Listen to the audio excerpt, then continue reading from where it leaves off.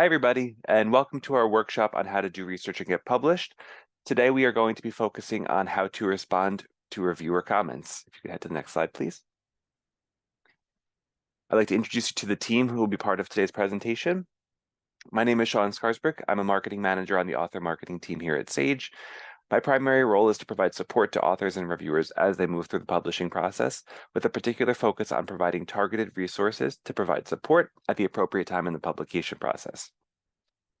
We're joined today by Dr. Mary Beth Genter, who has been editor-in-chief of the International Journey of Toxicology, which is the official journal of the American College of Toxicology since January of 2009. She is based in the Department of Environmental and Public Health Sciences at the University of Cincinnati. We're also joined by Dr. Adam Gordon, who is the Albert F. and Marie Christensen Endowed Research Professor, tenured professor of medicine and psychiatry at the University of Utah School of Medicine, and the section editor of addiction medicine at the VA Salt Lake City Healthcare System.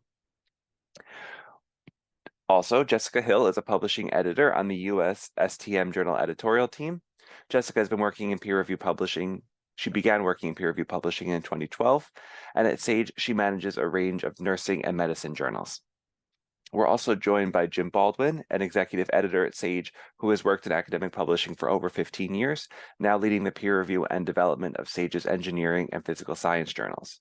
He completed a PhD in theoretical physics at the University of Birmingham, where his research focused on application of quantum field theory to condensed matter systems. We can move to the next slide, please. And as we go through today's presentation, please send us your questions. At the bottom of your screen, you'll see a Q&A button. And here you can submit any question you've got for our panelists. We will begin today with a presentation and end with a Q&A. So please send anything you can, and we'll be happy to address during the call today and potentially in a follow-up blog after the call. And on this slide, you'll see here a timeline of the typical author journey, moving from the very early stages of securing funding and conducting research all the way through peer review and publication. Today, we're focusing specifically on how to respond to reviewer comments, which fall somewhere in the middle. We encourage you to go back and watch recordings of the other topics that we've covered in the series, including how to write and format a manuscript and how to navigate the peer review process, and also be on the lookout for other upcoming webinars that hit other areas of this process. And with that, I'm happy to pass it over to Mary Beth. Thank you, Sean, and welcome to everyone who's joining us today. I'm going to start with the nuts and bolts of the peer review process. So once you've successfully navigated the online submission process for your journal, and if you're submitting to a Sage journal, you likely used Sage Track, which is powered by ScholarOne. So once that manuscript is successfully submitted, it lands on the desk of an editor, who is then charged with making an initial decision. Now, that initial decision is based on several things. Does it look like the work is in scope for that journal? That is, what does this journal publish, and does this manuscript potentially fit that? And he or she will also do a high-level review to look to see whether the methods look like they are appropriate, whether they are the human subjects or animal protocol review material is presented, and so on and so forth. And so at that point, that editor will either decide, yes, let's go forward with that paper, or no, this paper is not suitable for this journal. And so if a paper is rejected without being peer reviewed, we call that a desk rejection. And we'll get into some of the decisions or reasons for that decision here in a moment. If the editor sees some merit in the paper, that is with some peer review to evaluate the manuscript more carefully, which is typically done by 2 to 3 experts in the subject matter area, there are eventually a number of possible outcomes. The peer reviewers may find problems with the manuscript that are so serious that they recommend that the manuscript is rejected. Peer reviewers may see some merit in the paper, but require or request major revisions. Now, those may actually require additional experiments or observations, and that can take some time. Minor revisions are typically requests for rewriting or perhaps small reanalysis of data. And the manuscript might possibly be accepted at this point. But let me emphasize that after the first round of peer review, it's almost unheard of for a manuscript to be accepted.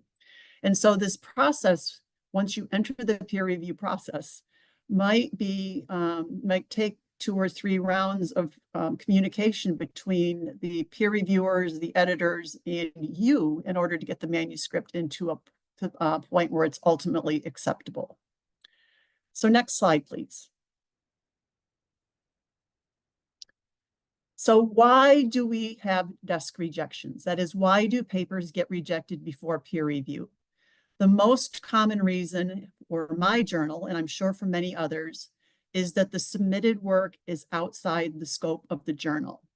So it is imperative for you as a submitting author to read the journal's submission guidelines. You'll find there detailed information about the types of papers that the journal publishes and often the types of papers that the journal doesn't publish. So you're really wasting your time and an editor's time if you submit to a journal where your paper is out of scope. So that's the big reason, at least for my journal. So if you make no attempt to format properly for a journal, that might lead to a desk rejection. If the method section are weak or inappropriate, sample size is too small, for example, that would lead to a desk rejection.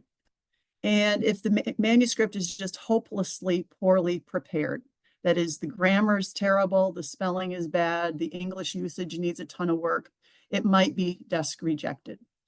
And so there are other reasons, but these are probably the top 4 reasons for a paper being rejected without peer review. Next slide, please. So why might papers get rejected before review? Some other reasons: the work does not sufficiently add to the science. That is, it may make such an incremental addition to the knowledge base that it's just not deemed worth reviewers' time to publish that work or to try to publish that work. Perhaps the journal has recently published a paper on the same or a very similar topic. Inappropriate language. Now, what are we talking about here? Here, at least in the case of papers that I see, is where someone tries to do what we call science writing, which is, more for entertainment or lay audience information, compared to peer-to-peer scientific writing. So make sure you're writing as though you're communicating with other peers. There may be concerns about conflicts of interest, who's writing the paper versus who funded the work. There may be concerns about inappropriate use of artificial intelligence. Publishers and even individual journals are currently reaching out to their authors with their policies about use of artificial intelligence in writing manuscripts. And there may be some concerns about the submitting authors themselves, such as recent instances of unprofessional behavior being very, very publicly visible. So next slide, please.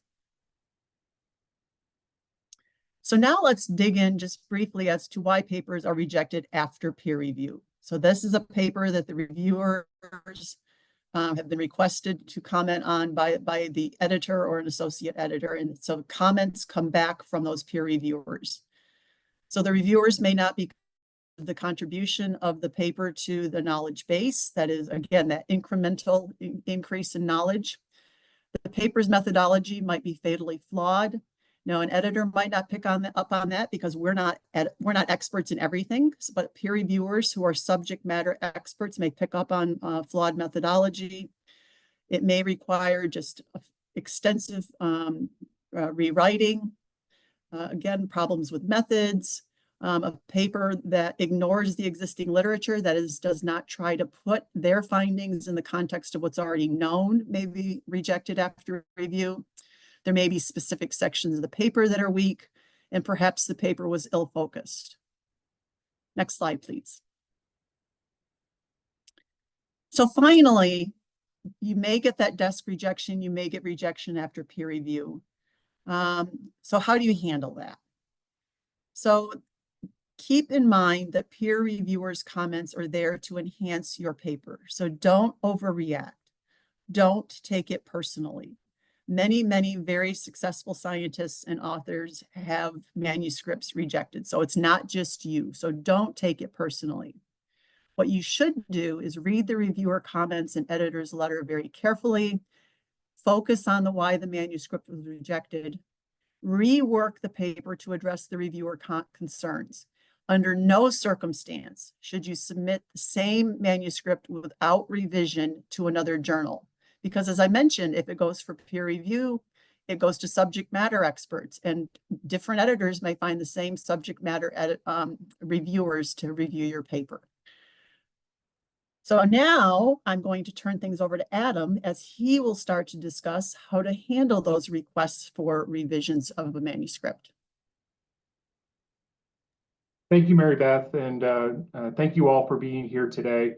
In the next several slides, I'm going to be talking how to handle when a journal basically says, "Hey, we like your article, but we want to have revisions in order before we accept that article for the journal."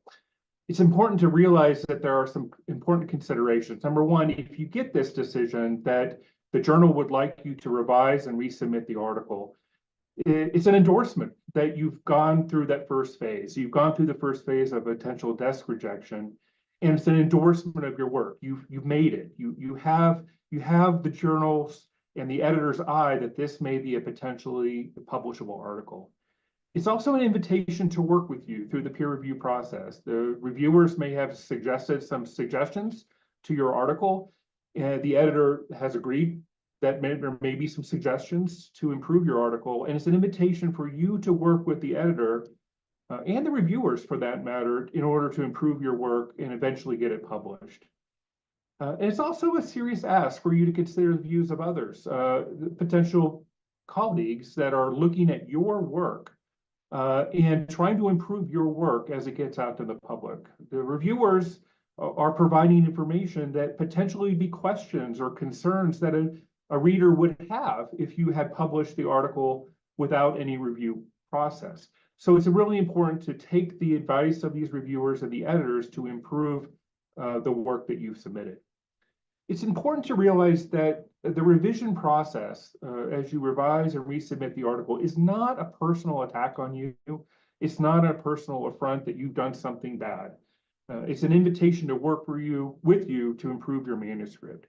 It's also not a negative commentary on your work. You may have a lot of concerns from the reviewers or the editors that are coming back to you, and you may say, "Oh my gosh, I don't know if I can respond to 50 to 100 different comments." But it's an invitation to work through the process to improve your manuscript, to have you rethink how you presented your scientific work. It's also very important for new authors to realize that it's not an affront to say, "Hey, you're not good enough, your work is not good," that somehow it's horrible. If you're at this stage where an editor has provided a comment to say, "Hey, we want you to revise and resubmit the work," that editor believes that this work is eventually publishable. And because of that, they want to work with you to improve your work and eventually get it published in the journal. So with regards to kind of how you approach revising and resubmitting the work, it's important to realize that there's a step here that you have now made it. It's a gift to collaborate with that journal. It's a gift to collaborate with the reviewers. You've passed initial desk rejection. You are now can focus on improving the work in order to make it the best work possible when it's eventually published. And so it's really important to acknowledge that this is a gift, that there are people that are considering your work and trying to help you improve that work before it's published. It's important to realize, too, that as you go through the process, you want to make sure that you, again, always consider the author guidelines that are published, usually online. You want to strengthen or clarify the grammatical prose of your manuscript. And this all is the process of this revise and resubmit process that you can improve that work so that it's the best work possible when it's published. It's important to understand that the reviewers, doing a peer review is a gift. Many peer reviewers are doing this because they want to improve the science. They want to improve their field. They are not getting compensated or remunerated for this review. It takes sometimes hours to do a peer review. And when you get the feedback from that reviewer, that the editor may say, hey, we would like you to revise and resubmit your article based on the comments and the reviews that you received. There are generally several different categories. Every journal has different categories, but in general, these are called major revisions. There may be minor edits or accept with revision. It could be just some suggestions that the editor or the reviewers are suggesting to you to improve your manuscript, and or just some very, very simple clarifications, whether that be the science or in the narrative. Oftentimes, the reviewers will focus on the study design, the data analysis and how you did the data analysis, how you interpreted the results, how you interpreted the results of your work in the context of the existing literature, and therefore whether you know the existing literature in order to put your work into context.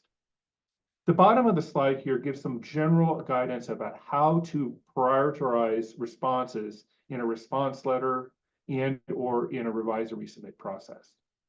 First, you want to think about what are the major revisions that the reviewers are commenting on, the major criticisms, maybe that the editor has pointed out by saying that you must address this in your revise and resubmit process. Oftentimes, reviewers, if you have more than one external reviewer, you can group some of the comments together. If all of them are commenting on the study design, or many of them are concentrating on how you interpreted the results, you can group those responses together in a table or a response letter and respond to all of them at the same time. It's often very helpful then to address any minor edits, grammatical corrections, clarifications, etc., at the very end of a response letter. So a good way to think about it is think big and then concentrate on the small things as you go forward. With regards to the response letter, as well as how you're interacting with the editors, you want to be very careful about maintaining a professional tone. First, be respectful, be objective, be constructive, respond appropriately as if you were talking to a person, not through an email portal. You want to avoid defensiveness as much as possible. You want to focus on the critique and the concerns of the reviewers and not say, oh, they're horrible, they're not doing what that comment was horrible, I'm not going to address it. You want to say, hey, someone interpreted my article this way, I need to respond to even something that you think is not appropriate. You want to avoid defensiveness. And then finally, it's okay to acknowledge, oh, thank you for this reviewer who commented on my grammatical sentence structure. I've corrected this, thank you very much. So you want to own up to your own mistakes, you want to clarify any misunderstandings, and obviously then express appreciation. Again, the process of responding to a revision to a reviewer or an editor is a process to improve your work going forward. So in terms of structuring your response, many journals do this very differently. But in general, the best way to do it is to either generate a table where you list all of the different reviewer comments and the editor comments that you're going to respond to. Another way to do it is through a letter, and we'll provide an example of that in a couple minutes. In the table, you want to basically indicate your response in a revise or a tracked changes document where you've made changes in the response. You want to address every concern point by point. Now you can group responses together, as we talked about it a couple minutes ago, but you always should respond to every reviewer concern, even though you may say, hey, I'm not going to do it this way, this is why. It's very important to respond to every reviewer point. You want to be very specific about changes you made, be very clear to the editors as well as the reviewers where those revisions were made in the track changes manuscript, why you did it, and again, appreciative of the comment of the reviewers and the editors to improve your manuscript. You can, in a response letter, have or a table have references or extra data. You could provide more analysis, and then if you do that, you always should indicate something somewhere in the track changes manuscript or the revised manuscript this additional analysis that you've done. And then finally, in the response letter, it's important to be concise but comprehensive. You want to be very upfront and open and respond to all the reviewer and editor comments. So it's important that you realize that you don't necessarily have to agree with all the reviewer comments, but you, in the response letter or in the table, you want to provide a rationale of why you did not want to do something. And a classic example is a reviewer says, well, why didn't they add this data point or add this information to the article? And perhaps you don't have that information. You don't have that data. So in your response, in your table, you may say, we appreciate the reviewer's concern. However, we don't have that data available. So therefore, we did not add it to the analysis and therefore into the results. Be very clear, upfront, open and honest will get you very far in an editor's eyes. There are two types of revisions and then a major revisions, and the next two slides go through that. First, in terms of handling what we call minor revisions, or maybe not a lot of restructuring to the manuscript that the editor is asking you to do, or the reviewers. In handling this type of response, you want to read the reviewer comments and editor letter very carefully. You certainly want to follow all the timelines to get the revised manuscript back into the journal's hands. You want to clearly demonstrate that you have changed these suggestions on a point-by-point basis, whether that's through a table or a response letter. You can, if you want, address every referee point in a separate document. Many journals will just have, hey, we want a response letter, and please respond to every reviewer. You group the responses based on the reviewer 1, 2, and 3. In addition, you want to make sure that you also address the editor comments, whether that be the editor-in-chief's comments and or the associate editor-in-chiefs or deputy editors. In this response, this kind of minor revision response, you want to be polite and positive. And even in this minor revision or small revision process, you may have to go through several iterations. One of the reasons for that is once a paper is accepted, it goes generally right to the publisher, to the production process. So oftentimes the editors want to have it very, very precise, very clear without a lot of changes needed. And so to be perfect, so that when it goes to the proofing process, when you're getting your article then published, there's not a lot of changes that are happening during the proofing process, where you're changing the PDF, you're changing some words here and there. Generally, editors want to have it a perfect document when it's sent to production of their journal. With regards to major revisions, this is sometimes a little bit tricky. You may have to completely rewrite your manuscript. You may have to add more analysis. You may have to interpret your results quite a bit differently based on the reviewer and editor comments. With regards to this, oftentimes that response letter or response table is extremely important because you're going to be talking about a general concept rather than specific point-by-point changes. So if an article, if a editor or reviewer says, I think they should do a lot more literature review on XYZ in the background or the introduction of the article, it's going to be very hard for you to go point by point all the changes you have. So you're going to have to generally say, hey, I'm responding to that reviewer or the editor comment, and I have added a paragraph of more background to this narrative. You want to certainly have justification of why you're making changes or why you didn't make changes. And it's okay, again, to say, no, we can't do something, or I would prefer to keep it this way. And that's part of the process of the review process. And that's okay as long as you can justify it going forward. And just like the minor revisions, as we talked about the prior slide, you want to make sure that you're following all the directions on the author instructions on the website. You want to certainly make sure that you're timely getting your revision back into the editor's hands. If you do need additional time, it's okay, especially in major revisions. It's okay to email the editor and say, hey, or the managing editor and say, hey, I really want to respond really well to your reviewers and or your editors. I need a little bit more time in order to get this revision in.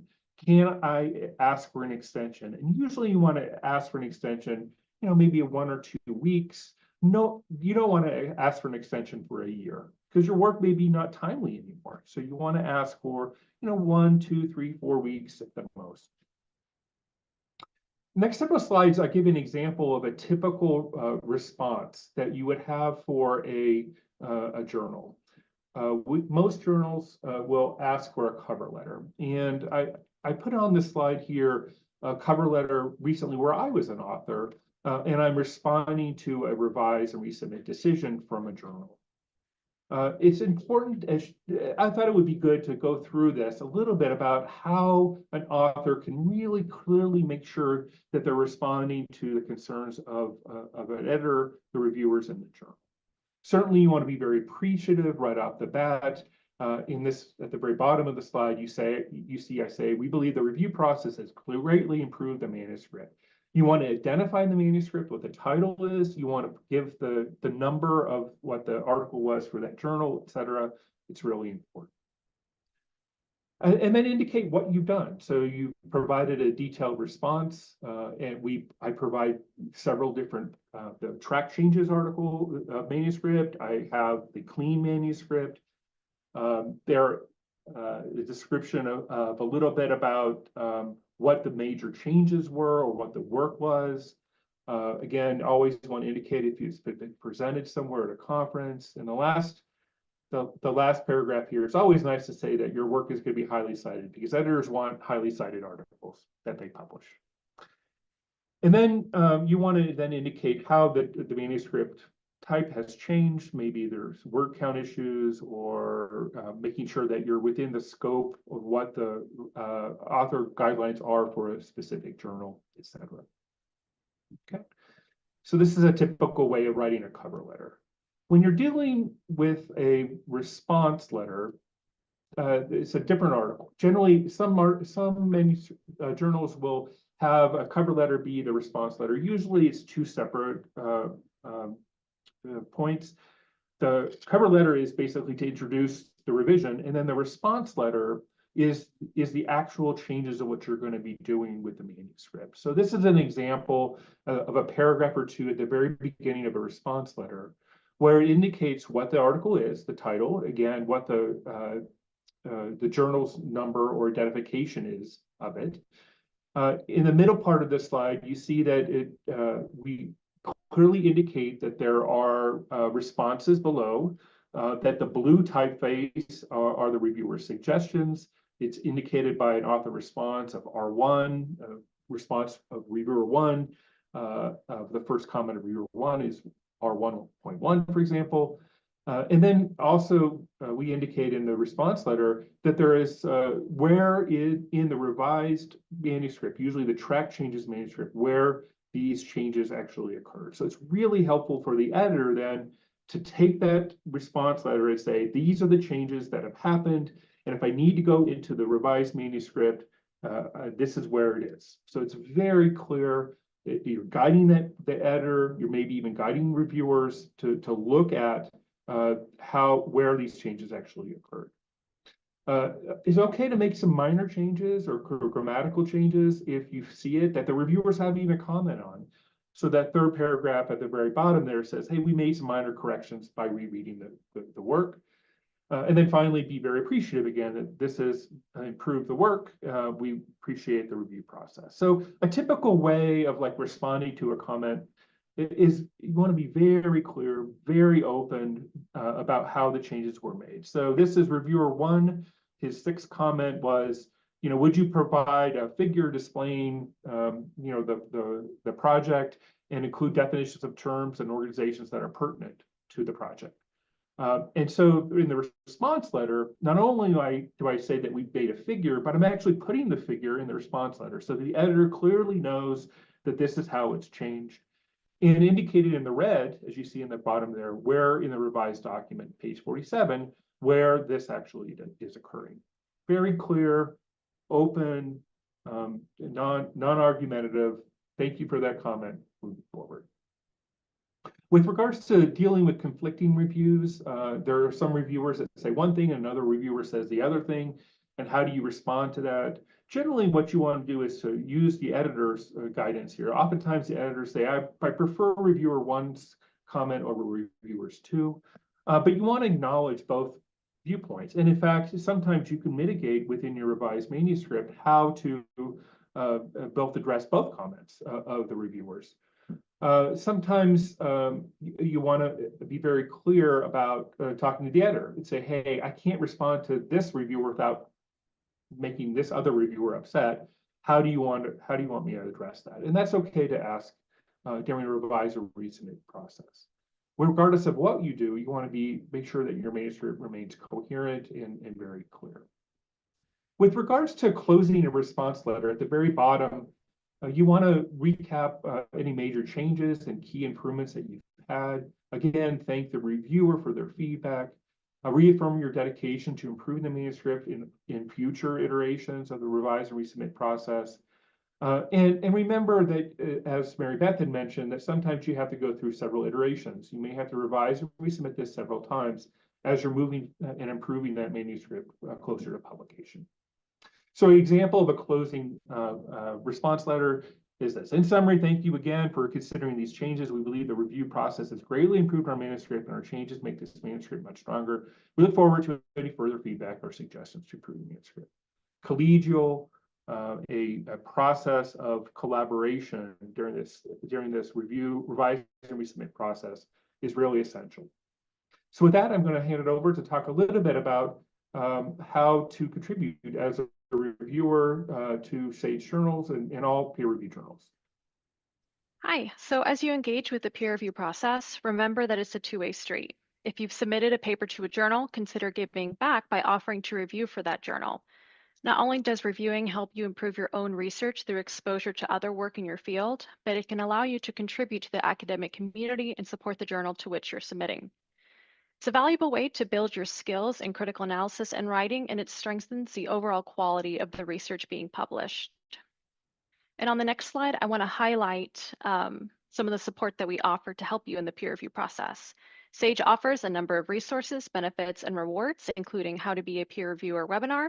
And after this webinar, you will receive a copy of these slides, and I highly encourage you to review the linked resources on the slide and join future peer review webinars. And coming up in October, we'll delve into the essentials of open access, journal publishing charges, and the fee structure. Whether you're an author, researcher, or academic professional, understanding how these fees impact your research dissemination is key in helping make informed decisions. We'll also walk through the various different types of fees you may encounter, both with open access and with traditional journals, and breaking down the differences between them. And finally, we'll explore strategies to help you identify reputable journals, also ensuring that your work reaches the right audience.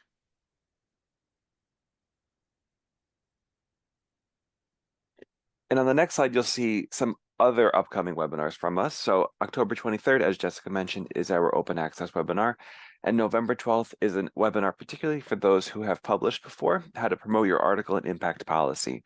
So if anybody on this call today is looking to get information on where to take your article after it is published, this is the webinar for you. On the next slide, you'll see Sage Journal resources. We've got a dedicated space for our authors with support and services. This is the one-stop shop for every question you've got across publishing. We have additional how to get published resources and guides. We have information about where you can share your paper after it is published, and also translated content into simplified Chinese for those who are interested. And with that, I want to move forward into the Q&A portion of today's webinar. I've seen a lot of great questions come through with the Q&A. Please continue to submit them as we go through. I wanted to first address a number that have come through about what we'll be sharing after the presentation today.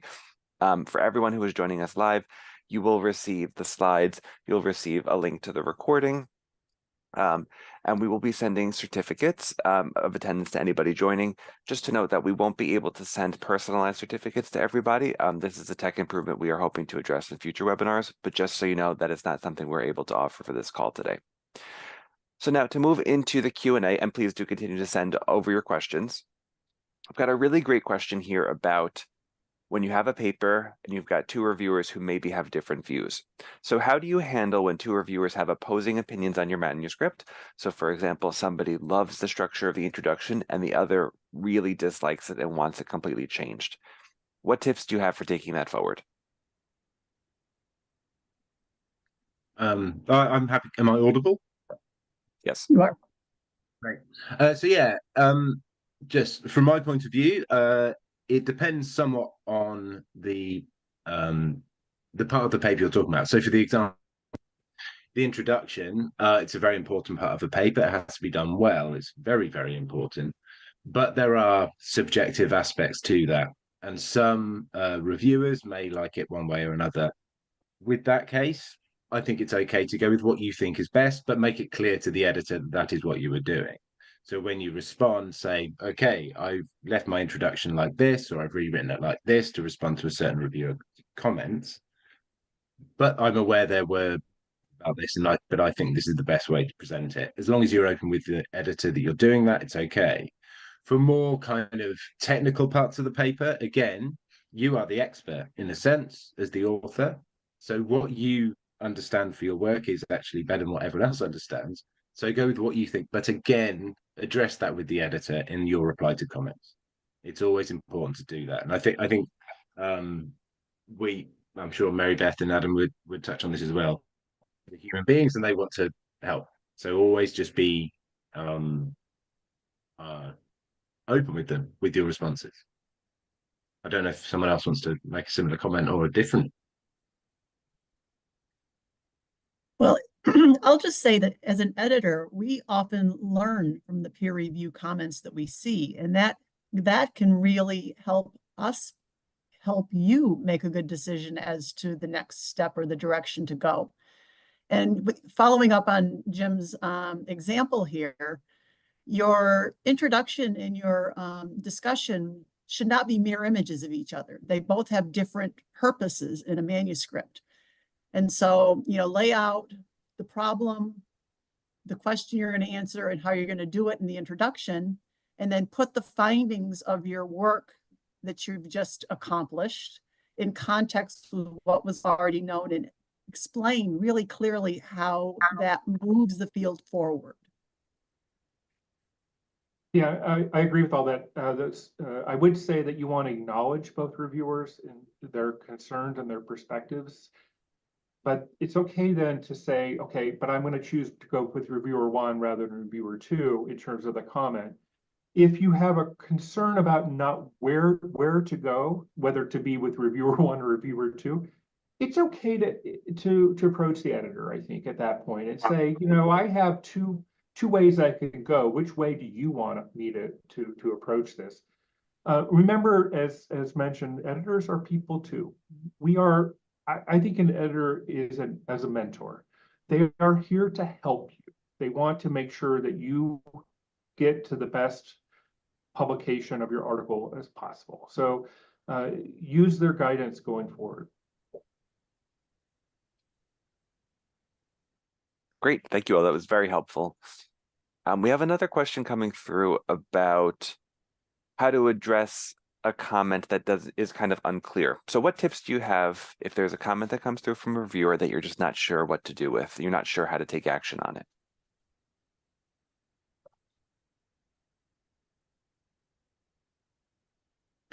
Again, I think understanding that we're here to help and want good papers in our journals. So contact us and ask us for advice as to how to move forward.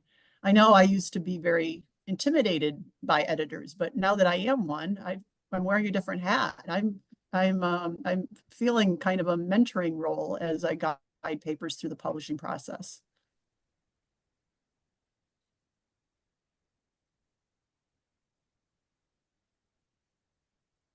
Great, thank you very much, Mary Beth. It's very good, a good tip. So I've got another question here, and this one, I've got a number of questions that have come through about reviewers and the role of an editor and the role of a reviewer and the role of an author. So I'm curious if you could break down, Mary Beth and Adam, especially as you are actively editors, what differentiates a peer reviewer from editors, and how do these roles impact your role as an author, as someone's role as an author? So I'll start by explaining our general structure. So I'm the editor-in-chief, but again, editors don't know everything. And for example, International Toxicology publishes toxicology articles covering all different organ systems and methodologies and so on and so forth. So I have some associate editors who are truly subject matter specialists. So they help me find peer reviewers who are maybe part of my editorial board, or maybe people that they know who are experts. So there can be a progression, if you will. If you're a good peer reviewer, an associate editor or an editor may invite you to join that journal's editorial board. The flip side is, if you're interested in doing that, you're truly passionate about developmental toxicology, for example, reach out to that section editor or that associate editor, volunteer to review, and ask, how much would I have to do to get on the editorial board? So there's kind of a progression there, the way I see it. Yeah, the only thing I would add, I totally agree with Mary Beth. It's a very similar process in my journal. The important thing is that your associate editor or your editor are really beholden to the journal, right? They may get remunerated for their services. They are tasked to improve that journal and the content within it. Usually, unless it's an associate editor or maybe a editorial board member, it's still affiliated, but not closely affiliated with the editorial staff. A peer reviewer is usually external person, someone that we reach out to say, hey, there's an article that we think that you would be a good expert in. We want your feedback with regards to the quality, as well as any suggestions you have for that manuscript. So external reviewers are external from the board or the editorial process. They are people like your colleagues at your universities or all across the world. And we reach out to those people to get their expert opinion. And usually we have a good idea of who would be good to review that article. So we send that article to them, usually in a blinded fashion, that they don't know who you are, you don't know who they are, but they are providing expert feedback. And that's what an external reviewer is in general for most journals.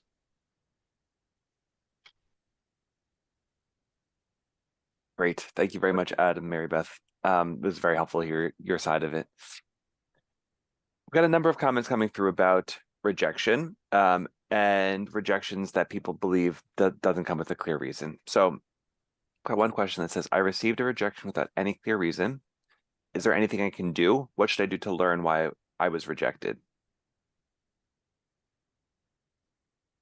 Well, I think from the main option you have, again, is contacting the journal. Editors, one would hope, as a rule, don't like to reject a paper with no reason. If you feel there is no reason, there's different ways there can be no reason. If there is, you just feel like the comments aren't good enough from the reviewer, that's a worthwhile thing to return to the editor and say, I don't think these comments actually apply appropriately for rejection, but be polite, always be nice. Remember, editors are people, and we're doing our best. If there's literally no reason included, that could be a mistake, it could be all sorts of things, but always just contact. Politely doing so will get a response. Editors there want to help. The journal matters to me. The journal really matters to me. It's my job and it's my front facing of the community, and I want it to present well. So I'll always respond explaining why a paper has been rejected if it wasn't initially obvious. I think that's generally true of almost every editor. That's a great answer. I really don't have anything to add to that. Yeah, and I also would echo that answer. Going back to Mary Beth's slides, though, there are some reasons that it has nothing to do with the quality of your work. It may be that a similar article was just published within that journal, or maybe there was, maybe someone didn't follow any of the author instructions. That will piss off excuse my language, but that will piss off an editor quite a bit, right? Because if you didn't do your due diligence in order to actually look at what we publish, number one, what our scopes are, but you didn't even format it to what we need for our review process or editorial process. And then the last thing is what I just mentioned, that scope. There are some things when someone writes, so I have a clinical journal, so we do a lot of clinical work, clinical trials, et cetera. If someone sends me a DNA study that is bench research, it's totally outside of our scope. Now, I should mention that to them, hey, your article is rejected because it's outside of our scope, but that may be the only thing that you get from an editor, especially if it's a high volume journal where we're considering 50 to 100, 150 articles a month. It's very difficult. We'll just weed those out real quickly with 1 or 2 sentences of why it was rejected. So do your homework as an author up front and make sure you're submitting the right work to the right journal. It saves everybody time and stress. Perfect. Thank you very much. And that's a great point, Mary Beth. Everybody wants less stress, and I think that's a great tip to make the publishing process run more smoothly. I received a number of questions about revisions and major revisions, minor revisions, and that's sometimes a note that you'll get as an author. If your work isn't accepted, you'll receive reject with major decisions, reject with minor decisions, or resubmit, excuse me. So can you break down a little bit what distinguishes major from minor? What is the difference, and how easy is it to navigate that difference? I can lead it off from my perspective, but it might be different from Adam's. So for my field, a major revision is typically requested when additional work is needed. You have to go back to the bench and do another experiment, maybe that builds on a previous one, or you have to go back to your data set and include other demographics of your study population. So you have to go back and do some more work and analysis for a major revision. Now, a minor revision might be something like we were just discussing a few minutes ago, where there's significant overlap between your introduction and your discussion. If you can just sort that out by rewriting, then that is what we would consider a minor revision. So I don't know how that works in your field, Adam or James, but that's the way I think about it. Yeah, I totally agree with that. I mean, it would be something to akin in our world where you have to do some more analysis or reinterpret the results that you are presenting. And it may require quite a bit of narrative change in your methods or your results or discussion.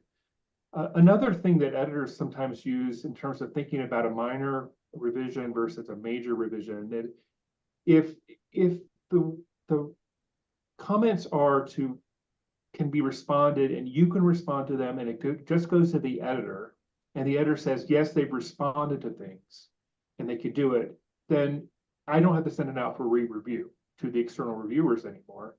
That may be more of akin to a minor or minor acceptance or minor revision.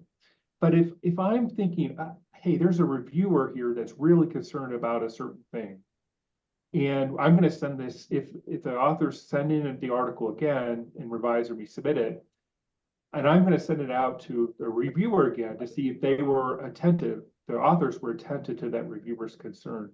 I'm thinking that's more of a major revision, a little bit more of a concern of a reviewer that really requires a good response. And so and I know as an editor, I'm going to send that out to make sure that the author attended to that concern. That generally, at least from my perspective, is more of a major revision because it's going to require another re-review, an external review.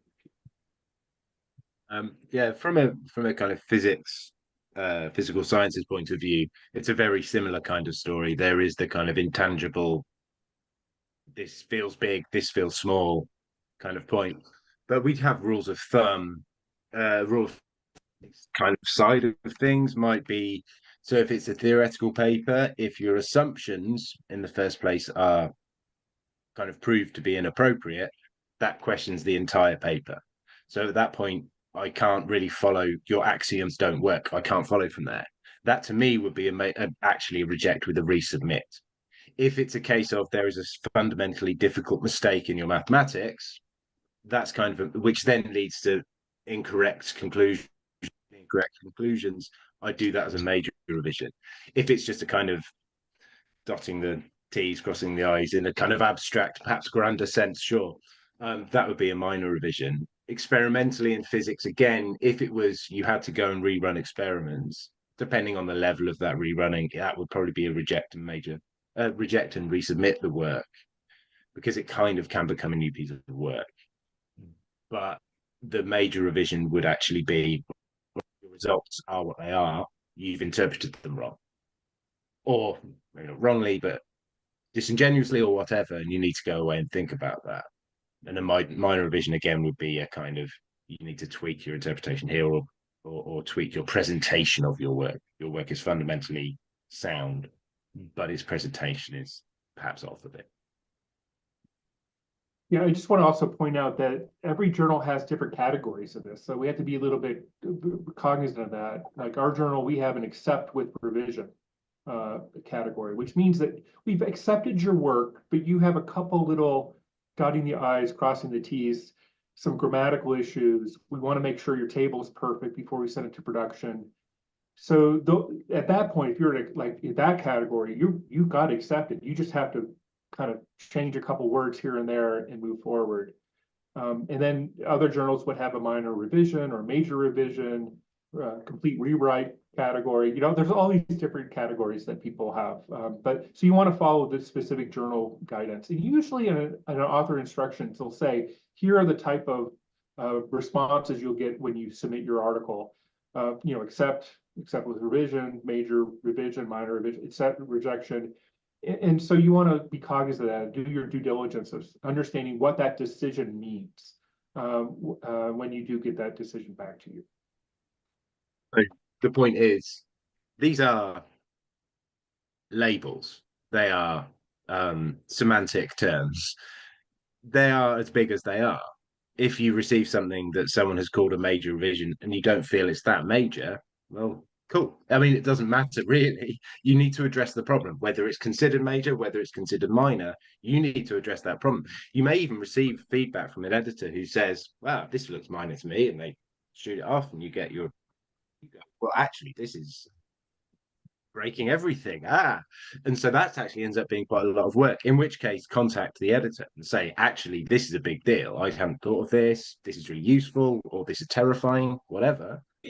Make it clear to the editor, this is a lot of work. So don't get too hung up on the major versus minor, or whatever the case it may be. You have to address those problems, or at least say, I don't want to address them for this reason, but you have to at least deal with them. So perhaps don't worry about it too much. The editor's there to be flexible. It's okay. Yeah, I think also we mentioned in the presentation, but also in the Q&A. I mean, you can argue too. You can say, I don't agree with that, and this is the reason why. And editors appreciate that. One of the things that strikes me a lot is everybody wants to find a positive p-value, right? They want to find a significant value, but good research, whether it's a positive finding or a null finding, is okay. It's publishable, and so don't try to tweak it to make your work so much more important than it is. Just relate what you have, and so sometimes reviewers will say, well, it's not positive. We're not going to. You shouldn't publish this. Some editors will say, no, that's totally okay. It's science. Move forward. So you don't have to agree with everything. That's really important. Just make sure that you justify why you don't agree or why you didn't want to change something. Just as a quick comment on discussing the semantics between major and minor revisions, and sometimes even reject as well. These also are semantics, and sometimes reviewers may not pick the most appropriate one. So it's not uncommon to unfortunately see a reviewer saying minor revisions or even accept and the paper get rejected. the main thing you should look at is the comments that the editor provides. And if you have questions or need clarification points, definitely reach out to the editor. That's a really excellent point. Yeah, and the other thing I'll mention is that reviewers often have a comment to address specific comments to the editor that the author doesn't see. And so those can be very informative to us, even though we're not necessarily sharing certain points with the author. So we have that advantage too, is that we sometimes see a little bit more information than what is put forth to the authors who are being asked to revise, or why the manuscript was rejected, and so on and so forth. Yeah, I'll also comment too that not all reviews are good. Not all external reviewers have good comments, and some of them can be very nasty. Now, a good editor will basically not accept that review. It'd say, hey, this is totally off topic. It's, you know, one line of like, this is the worst manuscript ever. That's not appropriate. So you may not, the editor may actually pick, I don't say pick and choose, but may censor some very, very negative reviews. But also a good editor should also, if you do get a review that's kind of out in left field, a good editor will say, please respond to reviewer 1 and 2. And it's important to realize that we're trying to also mentor the reviewers, right? So oftentimes when you get your reviews, the reviewers will also get blinded the other reviewer comments. So they're learning about what a good review is. And if they have a one-liner that says this is, you know, worst manuscript ever, but then the other 2 reviewers have these great, awesome suggestions for improvement, there's a way to coach these reviewers eventually to get better in terms of their reviews. And so, and the editors it's really difficult for editors, because we want it, the peer review process is under threat, right? It's very difficult for many external reviewers to spend a lot of time reviewing all these manuscripts that these editors are throwing at them. So we value that external review opinion. So we want to culture that and mentor those reviewers as much as possible. And again, so you may get some really strange reviews, but the editor kind of is obligated to help that reviewer process through the process of that initial review. So just let you know that you may get some reviews out in left field, and that's okay. A good editor should point that out to you in your response, in their comments. To piggyback on a point that you made, Adam, I see a lot of questions in the chat regarding timeline, waiting for 7 months. What's the difference between awaiting review or assignment?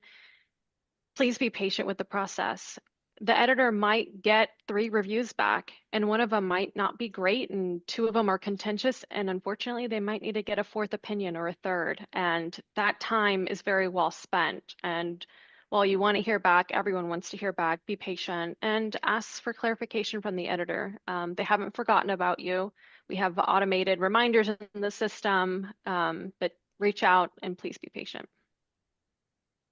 Yeah, I'll just point out too, that's a great comment. You know, we are under, you know, we have metrics too, right? Everybody thinks of publication metrics, but we have editorial efficiency metrics that we actually, and Sage actually publishes these metrics on their websites of the journals to say, you know, what is the time to first decision, or what is the time from submission to final publication? And we're attuned to that. We want to make this as efficient as possible.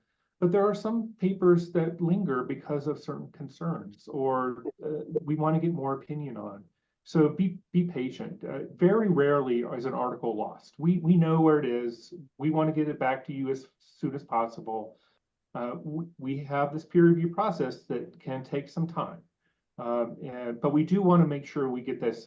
If we do want to eventually accept the article, we want to get it out as soon as possible. That's our metric too. Thank you, Adam. And I hate to do it, but unfortunately, we are at time. That was a very, very great discussion, and it was so good to hear from everybody.